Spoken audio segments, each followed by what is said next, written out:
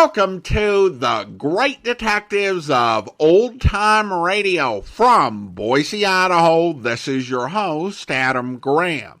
If you have a comment, email it to me, box13@greatdetectives.net. Follow us on Twitter at Radio Detectives, and check us out on Instagram, instagram.com/greatdetectives. If you're enjoying the podcast, please follow us using your favorite podcast software.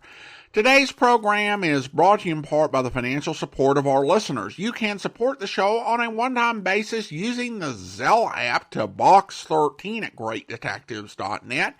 And I want to thank Carl for supporting the podcast that way. Thank you so much for your support. You can also become one of our ongoing Patreon supporters for as little as $2 per month by going to patreon.greatdetectives.net. We are continuing our round-robin Christmas crossover, where we're all appearing on each other's programs and commenting on each other's episodes. I and two others are guests on I Love Old Time Radio, hosted by Vinny. Check that out on the I Love Old Time Radio. We'll have that in the show notes. But now let's get into this week's episode of Dangerous Assignment. The original air date, December the 24th, 1952. And the title is Lecturing Professors.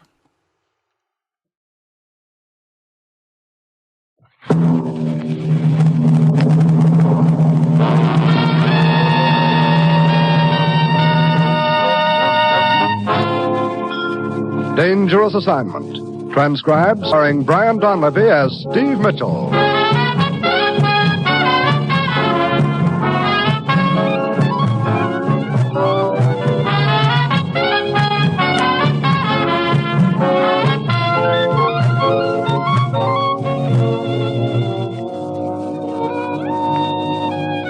Yeah, danger is my assignment. I get sent to a lot of places I can't even pronounce. They all spell the same thing, though, trouble. But when I walk into the commissioner's office, I don't realize this assignment's going to wind up with me getting the best Christmas present I've ever had, right while I'm staring down the barrel of a gun.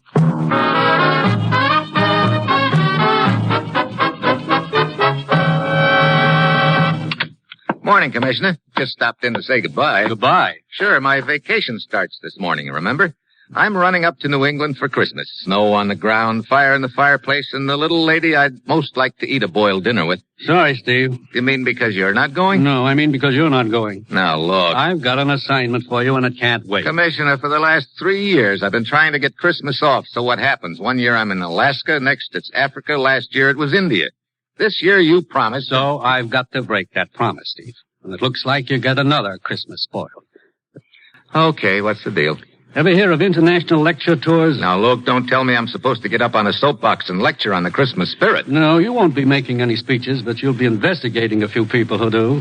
This is an organization of 6 European professors, Steve. They lecture at universities all over the world, including the United States. What about them? We've had our eye on them for quite a while. We've suspected that one of them was using his lectures as a front. That actually he's picking up secret information from contacts in this country and taking it back to Europe with him. Which professor is it? We don't know, but Dr. Gerber does. He's one of the professors, and he's waiting down the hall to talk to you. Find out what you can from him, Steve, then go anywhere and do anything necessary to smash this spy ring. And, incidentally, try to have a halfway decent Christmas. Well, that's it. You've got your assignment. Merry Christmas.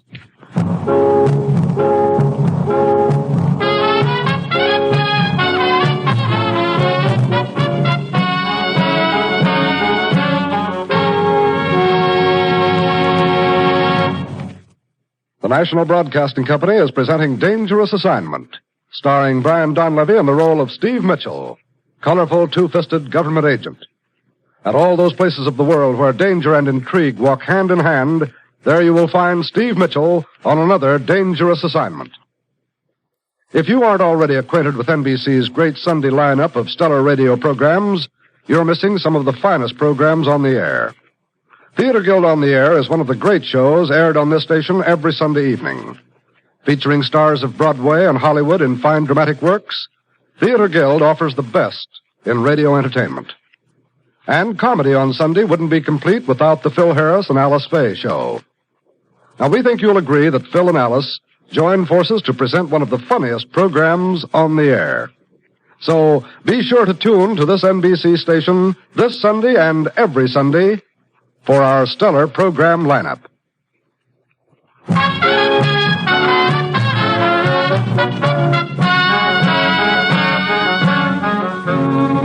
Sure, I've got my assignment. Go poke my nose into an international spy ring and have a Merry Christmas. I've got an uneasy hunch what kind of a Christmas present I'll get on this deal. Probably a gift-wrapped bullet. I go down the hall to the room where Dr. Gerber, one of the members of the International Lecture Tours, is waiting for me, and he tells me he knows who the foreign agent in the organization is and that he'll tell me on one condition. I must have protection, Mr. Mitchell. Oh, it's no problem. You're safe in this country, Dr. Gerber. You don't understand. I don't mean protection for myself. What? Here, this picture. Little boy. Yes, it's my son Kurt, 10 years old. He's the one you want protection for? Yes.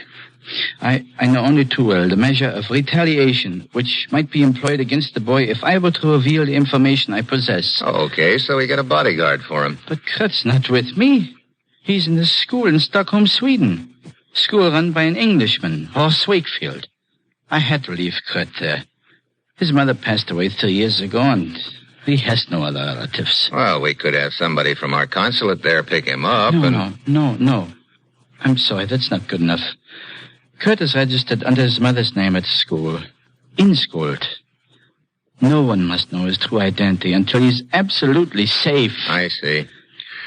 Okay, Dr. Gerber, I guess I'd better hop over there and get your boy myself. Oh, that's what I hoped you would say, Mr. Mitchell. When you return with Kurt, I'll give you the name of the head of the spy ring.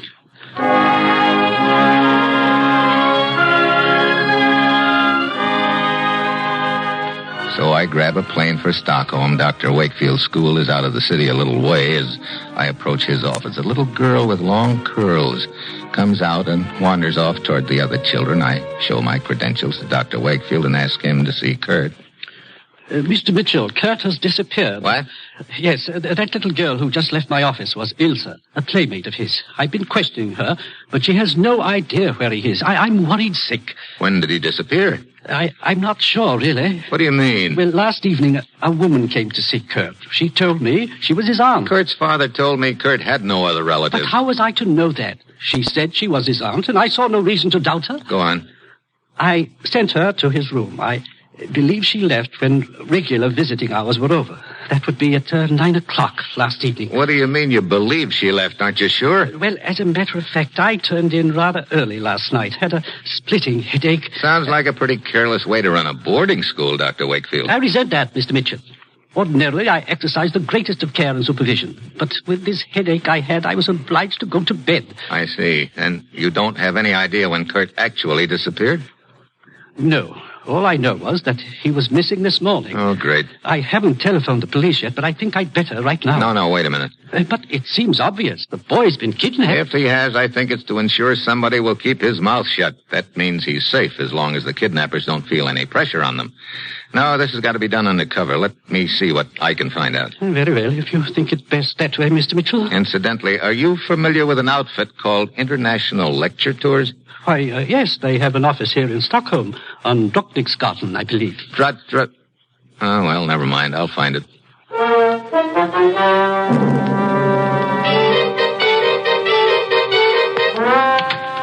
Hiya. What can I do for you? This is the headquarters of International Lecture Tours? Sure is. You in charge? Well, I'm the leg man. And I guess you're the boy I want to talk to. My name's Mitchell. Saunders is mine. I'm always glad to meet anyone from the States. You say you're the leg man for the outfit. What does that involve? You name it. The works. Shacking around the world in front of the wise men. Scheduling lecture dates, making hotel reservations, keeping them in toothpaste. Sounds like quite a job. Well, there are probably easier ways of making a living. How'd you get into this racket? I was stranded here in Sweden, broke. I heard these professors needed a nursemaid, so here I am. Look, I'd like a little information on these professors. Here are my credentials. Wow, looks pretty official. What do you want to know, Mr. Mitchell? There are 6 professors in the circuit, right? Right. How well do you know them? Now, how well can you know these birds? They live in an ivory tower all their own. Yeah. Where are they all now? This chart shows the setup. Stelter's in Bombay. Duval's in Toronto. Chumley's in Cape Town. Buchek's in Copenhagen. You're really keeping spread out. Yeah. Gerber's in the United States. Aren't any of them anywhere near... Yeah, Dr. Friedrich? Right here in Stockholm, huh? Oh, yeah. As a matter of fact, I'm expecting him any minute. He's got some sort of beef, as usual. He's a real fireball. I'd like to meet him. Well, stick around. He ought to be here any minute. Saunders! He is. Saunders, what kind of a booking agent are you? That's a good question. How many times have I told you I must not have left the hotel room? Now, just take it easy, Dr. Friedrich. And Take it easy, he says, and that dumcop upstairs with his clump all night while I work on my lecture notes. How much could a man stand? Well, there, you've got me. If you'll just relax. And why you scheduled me in Stockholm this time of year when you know I would rather be in the United States? I did that because you and Dr. Gerber don't seem to get along too well, and I like to keep you apart. How come you don't get along with him, Dr. Friedrich? Because the theories he bleps about in his lectures, they are incorrect. They contradict my theories. What business is this of yours, young man? This is Steve Mitchell, A newspaper reporter, Dr. Friedrich. Mind telling me where you were last night? Working on my lecture notes. But that clump overhead, how could a man work? You know, that's funny. Funny, he says. It's an outrage. Well, I called your hotel about a lecture date last night, and they told me you were out. Oh? Well, yes, I had forgotten. I had an engagement for a while. Was she nice? Nice she was. Well, see here, this none of your business. Saunders, I leave you with 2 words. Get me better rooms with no drift and no clump overhead, or I quit the tour. Goodbye. So now you've met Dr. Friedrich. Yeah, I sure have. Well, I'll check with you later, Saunders.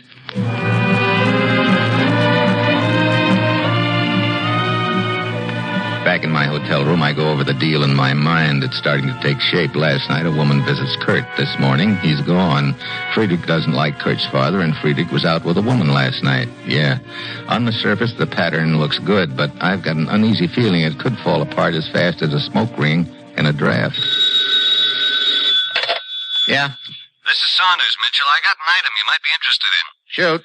Well, not 5 minutes after you left the office, in waltzes Dr. Buchek. Wait a minute. Buchek's supposed to be in Copenhagen. That's right. So I asked how come. What'd the good doctor say? Just something about being tired. When did Buchek arrive? There you got me. You want the address? Yeah. Strand Hotel.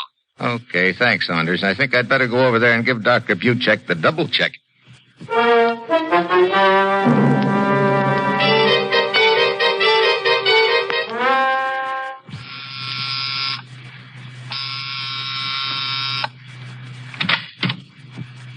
Yes? Well, hello.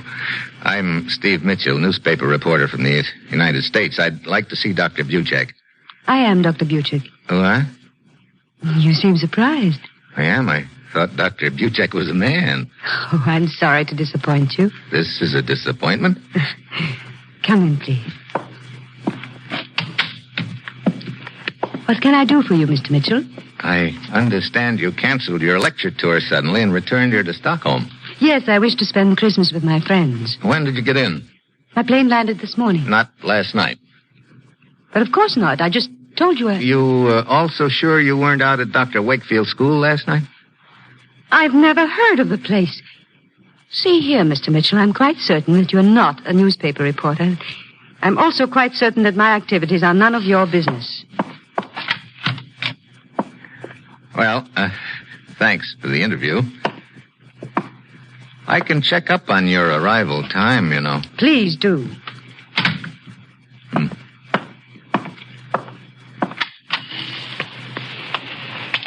A word with you, sir. What? Who are you? I'm Oscar. I'd like you to meet my friend Olaf. What? I don't see any. This is Olaf's gun in your back. He's the strong, silent type, but he has a very nervous trigger finger. Look, what's this all about? You shouldn't have bothered the young lady. Dr. Buchek? Now we have to go for a nice ride. A short one, no doubt. For us, yes. For you, such a long ride, I don't think you will ever... Look, if you think I'm going to stand here and let you... We don't expect you to stand. Olaf. Oh!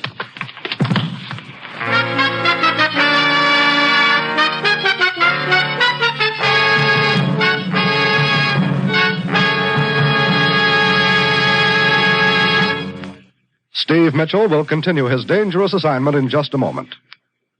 20 seconds from now, a fire will break out somewhere in the United States, causing untold misery and devastation.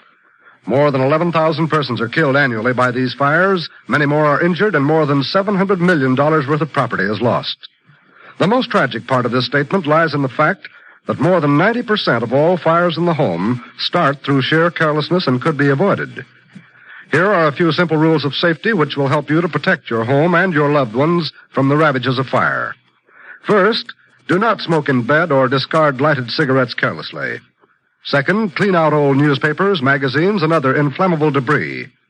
Third, promptly repair all defective wiring and electrical equipment. If a wire looks frayed or worn, replace it at once. Fourth, use only those cleaning fluids which will not burn. And fifth, be careful with matches. Keep them out of the reach of small children. You can't afford to gamble with fire. The odds are against you every time.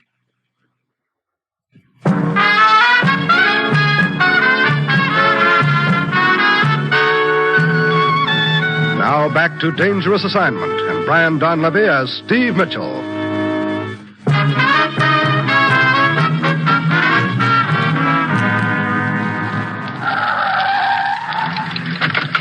I don't know how long I've been out, but when I start coming to, I realize they're dragging me out of a car. I open my eyes a crack and take a guarded peek. Then I see they're carting me to the edge of a cliff. I wait until they get me right to the brink.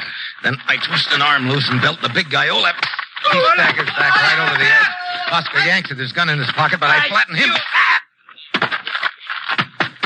I run to the car, jump in and dig out along the road which runs near the edge of the cliff. So far, so good. Then I hear the shots. I twist my head for a quick look. Oscar's gotten to his feet and is pumping lead after me. Oh, his next shot scores a bullseye on one of the tires. The car slews around and starts careening towards the edge of the cliff out of control. I manage to get the door open and dive out just as it goes over the edge.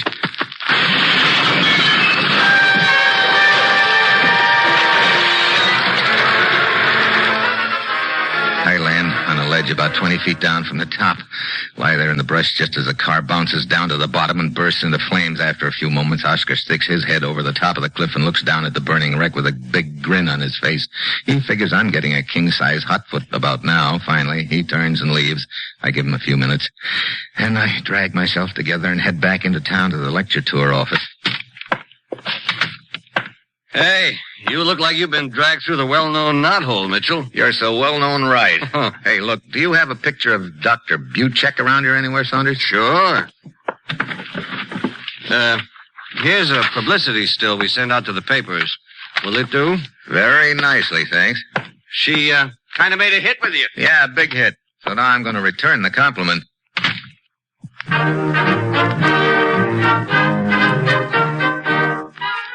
I'm so glad you came, Mr. Mitchell. Something has happened that you should know about. What is it, Dr. Wakefield? You remember I told you a woman posing as Kurt's aunt came here to the school to see him the night before last. Sure, the night Kurt disappeared. What about it? That same woman was back here this morning. What? Yes, not an hour ago. I wasn't in my office at the time, but my secretary told me this woman inquired about Kurt again. Wait a minute. That means they don't have Kurt. Who's they? I think I know who one of them is. Here, take a look. Her name is Buchek. What about her? Isn't that the woman who was asking about Kurt? Why, no. What? I've never seen the woman in this picture before in my life. You sure about that? Of course. Oh, fine. My one lead blows right up in my face. Come in. Oh, Hugo. Hello, Horace. Well, Dr. Friedrich. Huh? Oh, the nosy reporter. Yeah, I gather you were expecting him, Dr. Wakefield. Of course. Hugo and I are old friends. He drops in for tea and chess. Yeah. So, it's your move, Horace. No, I guess it's my move, gentlemen. I go outside and I'm really stumped. I've got to find Kurt and find out who's behind the deal, but I'm fresh out of leads. Then, as I'm walking through the school grounds, I spot the little girl with the curls, Ilse, Kurt's playmate. She's just slipping out a side gate with a little package under her arm. A sudden hunch hits me and I follow her. She takes off through the woods and then down the road. I keep out of her sight. Finally, she disappears into an old deserted barn. A couple of minutes later, she comes out empty-handed. I wait until she's out of sight, then I go into the barn. There's a blonde kid sitting in a feed box, munching on a sandwich. Hello. Hello, Kurt. Did you come to help me? Yeah. My father sent you? That's right. That is good. I've been praying for help. I knew it would come. Oh, yeah? What happened, Kurt? A woman came to see me at the school. She tried to make me go away with her. She said she was a friend of my father's, but I knew she was lying to me. Go on. Well, I asked her to wait outside my room while I packed. As soon as I was alone, I climbed out the window and ran away. I see. I'll bet you're tired of eating sandwiches, huh? My girlfriend Ilse's been bringing them to me. How'd you happen to pick this barn to hide in? Oh, I knew it was the right place as soon as I saw this manger. Manger? Yes. I read about a little boy in a manger once. I see. Well, I guess you couldn't have picked a better place, Kurt. Particularly on Christmas Eve. Will you take me to my father? Wait.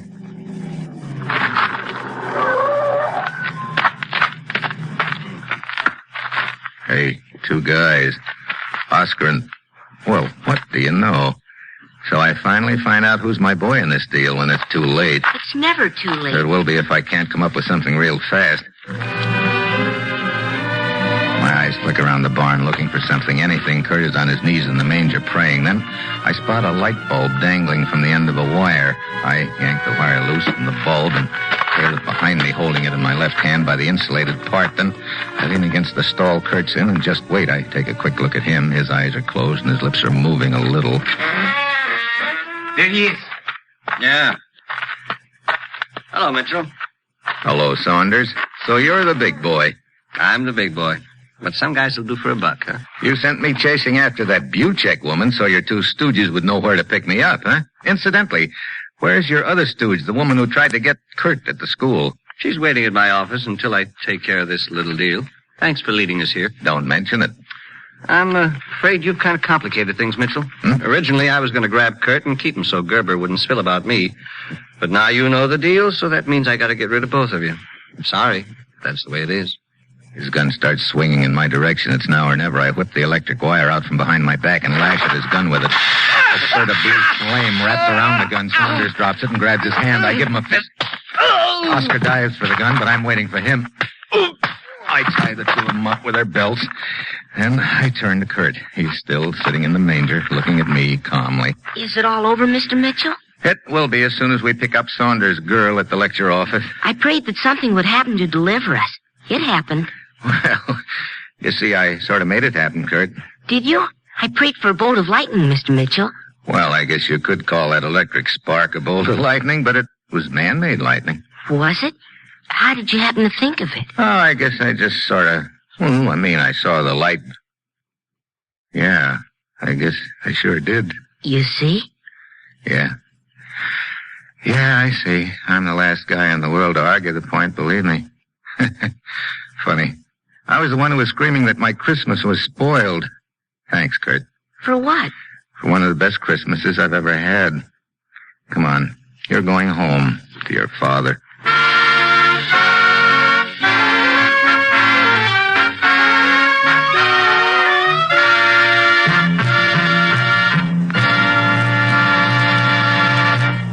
Our star, Brian Donlevy, will return in just a moment. On New Year's Day, the NBC Radio Network will send your way two important football games. From Dallas, Texas, home of the famed Cotton Bowl, NBC will broadcast the game between the University of Texas Longhorns and the University of Tennessee Volunteers. Mike Side for NBC at Dallas will be Lindsey Nelson and Bob Murphy to bring you every exciting play as Texas, Southwest Conference champions, and Tennessee, one of the fine teams of the Southeast, clash in this traditional New Year's Day bowl game. And then following the Cotton Bowl game, NBC will switch controls to Pasadena, California for the granddaddy of all bowl games, the Rose Bowl. Al Helfer and Braven Dyer will handle the Rose Bowl play-by-play broadcast between the University of Southern California Trojans, the Pacific Coast Conference champions, and the University of Wisconsin Badgers, co-holders of the Big Ten Championship. So here's our invitation to you to be set side on New Year's Day when NBC broadcasts both the Cotton Bowl and the Rose Bowl football games.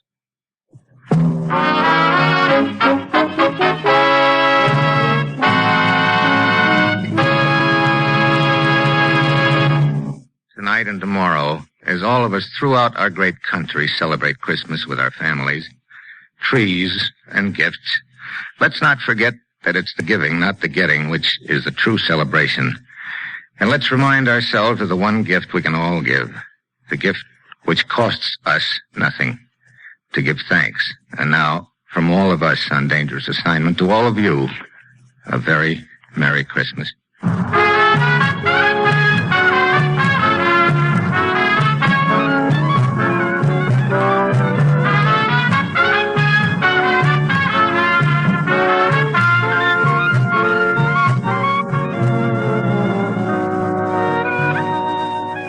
This is John Storm speaking and saying be with us again next week at this time for another transcribed Dangerous Assignment. This is NBC, The Night Before Christmas.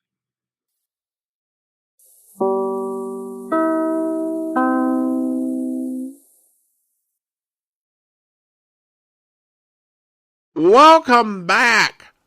A car chase, an explosion, fisticuffs, getting a concussion, and electrocuting your enemies. Truly the best Christmas ever. Now, this was made as a non-Christmas episode for both radio and television, and it's odd that it wasn't always a Christmas story, and it only took a few tweaks to get there. As we're missing the Christmas episodes for both 1950 and 1951, we don't really know if the Christmases Steve referenced were actual plots on the radio program where Steve attempted to have a nice Christmas and was spoiled by the commissioner, but perhaps it is a clue to those lost episodes. Now, I will say that I will never not be annoyed by the headmaster getting all defensive that Steve questioned his competency and that of his school. Look, people aren't perfect. They make mistakes. It happens, and there needs to be some understanding. But be apologetic. You lost someone's kid. I had a headache isn't a defense, particularly when you're some super expensive boarding school. We provide the best care money can buy, but all bets are off if I get a headache. Also, Steve's investigative techniques were not great. He focused on the fact that a woman came for the boy, and without even getting a description, reached the conclusion that he was looking for a woman, or for someone who had at some point been associated with a woman, thus limiting his suspect pool to half the population of Stockholm, as well as the other half. And Steve acted like he had a lead. That was ruined when the headmaster saw a picture of the professor and said, "That's not her. I've never seen this woman before." Didn't have a lead. You just had speculation. The most ironic part of this episode is that the woman who took the boy does not actually appear on stage. In all seriousness, aside from that, I think that this was a pretty solid Christmas episode for Dangerous Assignment. I enjoyed the Man Called X special on a starlit hill more than most, but something that metaphysical wouldn't work for Dangerous Assignment. That sort of story would not be a great deal for Steve, who's a far simpler and direct person than Ken Thurston. The theme of the story ties into the after-episode message. While you can definitely appreciate Steve grousing about his spoiled Christmas plans, he did actually get something great out of it. He saw an illustration of simple faith and also received insight. The idea that Steve seeing The Wire was inspired didn't insult his intelligence or quick wit, but rather gave him the gift of gratitude. That for all of his escapes and time saving the day over the years, he really did have something to be thankful for. Now we turn to listener comments and feedback, and we start out on YouTube with a comment from Reinser, who writes in regarding the episode A Nursery Rhyme. Lamont Cranston, who sounded a lot like Orson Welles, used the typewriter trick in an episode of The Shadow from 1937 or 38. I wonder if some criminal was actually caught that way. Well, thank you so much for the comment, Reinser. You'll find a lot of radio episodes and short stories where the mystery plot and the way it's solved are very similar to each other. For example, there was a Sandhog story on The Shadow, and there was also one on Box 13 and Let George Do It, and they're all very similar. In terms of whether finding the right typewriter has been used in criminal cases to catch someone, I can answer pretty definitively that even if it's not quite as dramatized, yeah, that sort of thing did happen. I took criminalistics and forensics when I was in college back in the early 2000s. By no means am I an exhaustive expert on the subject. I think the course I took was kind of good basic knowledge about the field and the ways that crime scene investigations happened, and that was my science credit. And it definitely came up in the course that this was the sort of evidence that police used. That finding the typewriter that actually produced a note could be a vital part of the investigation. And of course, there are all sorts of similar things like tool marks. And it's not just a crowbar was used, but can we match it back to the specific crowbar that was used? Now, obviously, with some tools, it's not anywhere close to a 100% match, particularly if you don't find physical evidence remaining on a tool, although it can be added to your evidentiary record. We apprehended this suspect, and there are so many points that connect him to the crime as the actual suspect, and among those points is that he possesses a crowbar of the type that was used in the commission of the crime. Typewriters were interesting as evidence because they tended to have different wear patterns. They'd have little errors when you pressed a certain key that would be distinct. It's not like no other typewriter in the world would have that sort of error, but it would be this typewriter has a particular error when you press the lowercase l. It's off just a little bit in the same way that the letter was written. And if you have a couple of different faults that match, that really becomes indicative. Oh yeah, that sort of thing definitely was used as evidence. And then we have a comment. It's signed Ken Thurston, who writes, regarding my stating the site called X. I know it's formerly Twitter, but every time you say it, it makes me smile. Well, thanks for the email. And, of course, Elon Musk, who owns Twitter, renamed it X. But I think it's safe to say that the name has not taken with the general public. Myself, I tend not to like these sort of changes. It took me, I don't know, like 6 months, a year to get used to Apple Podcasts in what we're supposed to say rather than iTunes when telling people to subscribe. And with X, I think that the vast majority of people, unless they are, journalists who are trying to be very precise, will refer to it as Twitter. And so, like, when I am doing the openings and closings for social media, I will say Twitter, because I don't think X registers with the majority of the public. But yeah, when I say the site called X, if you didn't know what I was talking about, now you know. Well, now it's time to thank our Patreon supporter of the day. And I want to go ahead and thank Ron. Ron has been one of our Patreon supporters since May of 2020, currently supporting the podcast at the detective sergeant level of $7.14 or more per month. Thank you so much for your support. And that will do it for today. If you are enjoying the podcast, please follow us using your favorite podcast software and be sure to rate and review the podcast wherever you download it from. Dangerous Assignment will return in 2 weeks. Join us back here tomorrow, where our round-robin Christmas crossover culminates tomorrow, as I am joined by 3 other old-time radio podcasters. And together we'll be listening to Mr. Chameleon, where... Since I wasn't on the case, I've never met any of them. I would like to do that, Commissioner. Meet them? Mm-hmm. Reopen the case if I feel it should be reopened. I think I know how to make the killer stick his neck out, if I'm convinced the killer is still loose. Well, then question them by all means. Take Detective Sergeant Dave Arnold with you. John Drake and his sons are living in the mother's house. His brother Horace and his wife Sonia are with them, too. Any servants who were with Mrs. Orlando Drake? Her housekeeper, I believe, a Mrs. Sterling. It was Mrs. Sterling's testimony which convicted Helen Drake. Ah, I see. You know something, Commissioner?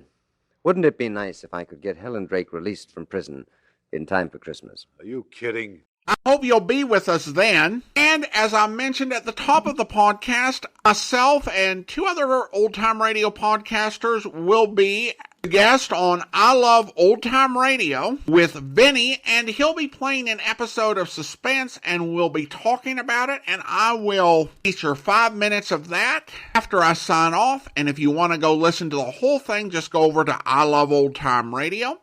In the meantime, do send your comments to box13@greatdetectives.net. Follow us on Twitter at Radio Detectives, and check us out on Instagram. Instagram.com/greatdetectives. From Boise, Idaho, this is your host, Adam Graham, signing off.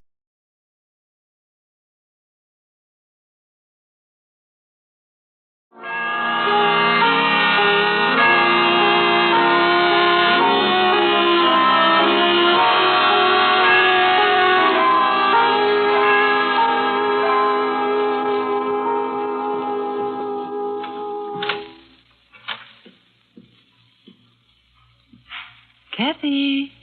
Kathy, honey. Come on, wake up. Wake up, Kathy. It's the day before Christmas. Oh, and there's so much to Miss be done. Bob, it's light out already. You said you were going to wake me really early today so we could go to the airport and meet them. Come on, up you get. Let's get you dressed. Buffy, they're going to be waiting for me and you didn't wake me. I know what. They're home already. Kathy. Mommy! Daddy, where are you? Daddy! Mommy? Buffy, they're not in their bedroom. Where are they? Kathy. I know. I'll bet they're in the kitchen already having their coffee. Mom.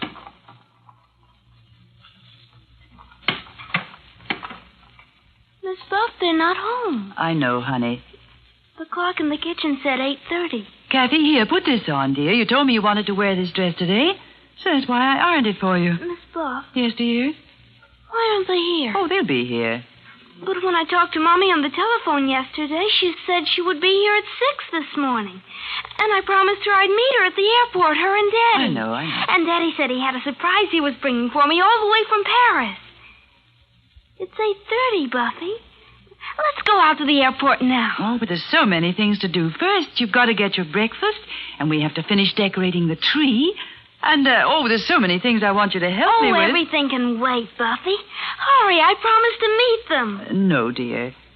Why not, Buff? Well, I think we'll wait for them here. Kathy? Yes? You remember what you promised your Mommy and Dad? That you'd do everything I asked you while they were away? Yes. Then, we'll wait for them here. Hmm? All right, Buffy.